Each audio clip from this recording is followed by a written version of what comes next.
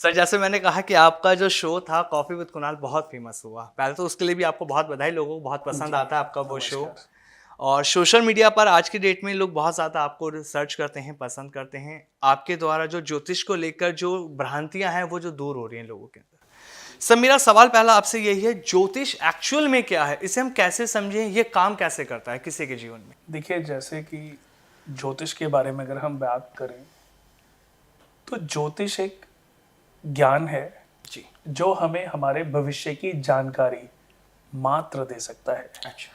पर भाग्य नहीं बदल सकता। बाकी नहीं। ज्योतिष ज्ञान दे सकता है। अच्छा। ज्योतिष का मतलब क्या है जी। कि आपने इन ग्रहों की कैलकुलेशन को समझ लिया ठीक है।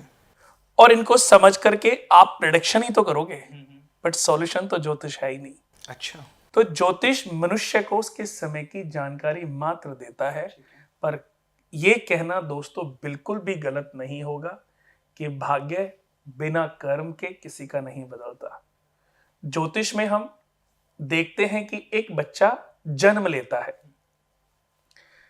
जन्म के समय उसकी राशि क्या थी, किस नक्षत्र में वो पैदा हुआ, ये हमें पता चलता है। व्यक्ति का जन्म जी। कहां पर हुआ, उसकी डेट ऑफ बर्थ, जी। अब तो सेकंड्स भी पता चल जाते हैं, यानी कि डेट ऑफ बर्थ, टाइम और प्लेस के आधार पर एक बच्चे की जन्म कुंडली तैयार हो जाती बिल्कुल। है।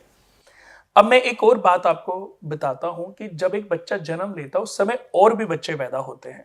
सबकी कुंडली, अगर 1 किलोमीटर के दायरे में जितने बच्चे पैदा हुए या 5 किलोमीटर के दायरे में जितने बच्चे पैदा हुए, सबकी कुंडलियां सेम ही बनेगी। यहां तक कि कुंडली का लगन कब चेंज होता है, जब हवाई डिस्टेंस 2 आवर्स का समय लगता हो, तब व्यक्ति की जन्म कुंडली में लगन चेंज होता है। क्योंकि अप्रोक्स 24 एक दिन में 24 घंटे होते हैं। उन 24 घंटों की अगर मैं बात करूं तो 12 लगन ही तो बनते हैं। बिल्कुल।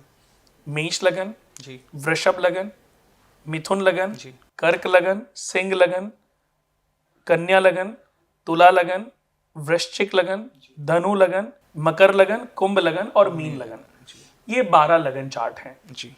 कोई लगन दोस्तों 2 घंटे 4 मिनट का होता है, तो कोई लगन 1 घंटे 56 मिनट का होता है। कोई 2.25 घंटे का, कोई 2.25 घंटे का, अप्रोक्स 2 घंटे के आसपास हम एक लगन को काउंट करते हैं।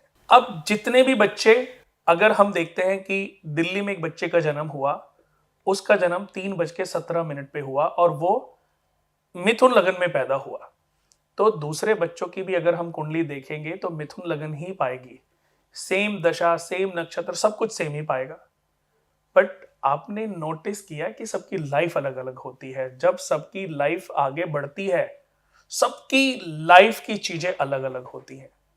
कोई फुटपाथ पे किसी की गोद में है, उसका हाथ फ्रैक्चर है, पांव कटा हुआ है, और एक औरत उस बच्चे को गोद में लेकर के भीख मांग रही है। वो भी तो किसी लगन में ही पैदा हुआ होगा ना। बिल्कुल। और एक बच्चा किसी डॉक्टर के घर में है, उसकी माता उसको पढ़ा रही होंगी।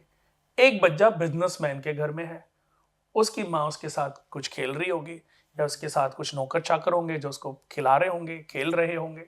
सबकी लाइफ अगर देखोगे तो अलग अलग अलग है। अलग होगी, भले ही सब सेम लगन में पैदा हुए। तो फिर सबकी जब सेम लगन, सेम राशि, सेम स्थितियां हैं ग्रहों की, नक्षत्र सेम, लगन सेम, योग सेम, सबकी लाइफ अलग अलग क्यों? यही दोस्तों मैं आपको समझाना चाहता हूं कि सबके प्रारब्ध अलग अलग हैं। हम हर पल जो कर्म करते हैं, इससे पाप फल और पुण्य फल तैयार होता है।